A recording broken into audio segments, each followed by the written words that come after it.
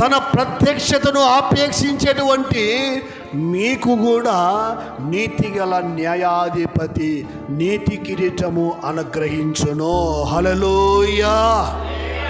దేవుని బిడ్డలారా, న్యాయాధిపతి అయినటువంటి ఆయన, న్యాయవంతుడైన ఆయన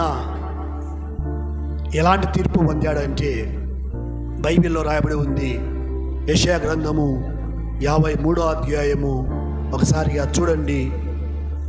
53వ అధ్యాయము మనం గమనించినట్లయితే 8వ వచనం, అన్యాయపు తీర్పు నొందినవాడై అతడు కొనుపోబడెను.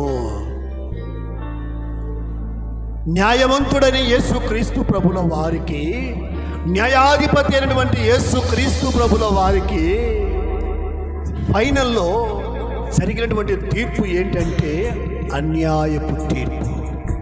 అన్యాయపు తీర్పు. నేరము లేదు, పాపము లేదు, ఏ దుష్కార్యము లేదు, ఎలాంటి చెడు లేదు, పాపము లేదు, ఏ దుష్కార్యం చేయలేదు, ఏ పాపం చేయలేదు. అయితే అన్యాయపు తీర్పు పొందినవాడే ఆయన.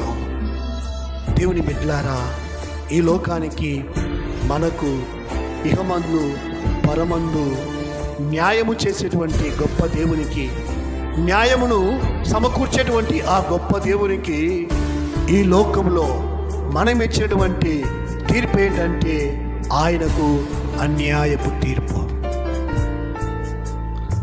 ఆయనకు అన్యాయపు తీర్పు. ఏ పాపం చేయలేదు, ఏ నేరము చేయలేదు, ఏ దుష్కార్యము చేయలేదు. పాపిని పరిశుద్ధంగా మార్చాడు, అనీతిమంతుని నీతిమంతునిగా మార్చాడు, వ్యభిచారిని, దేవుని బిడ్డలారా, వేశ్యను సంసారిగా మార్చాడు. ఆయనకు ఈ లోకం ఇచ్చిన తీర్పు ఏమిటంటే దేవుని బిడ్డలారా, అన్యాయపు తీర్పు పొందినవాడు ఆయన. అతడు దౌర్జన్యమునందెను, బాధింపబడినను అతడు నోరు తెరవలేదు. వదకు తీపడు గొర్రెపిల్లయు బొత్సు కత్తిరించు వానిదట గొర్రెయు మౌనముగా ఉన్నట్లు అతడు నోరు తెరవలేదు. అన్యాయపు తీర్పు పొందిన వాడై అతడు కొనుపోబడెను.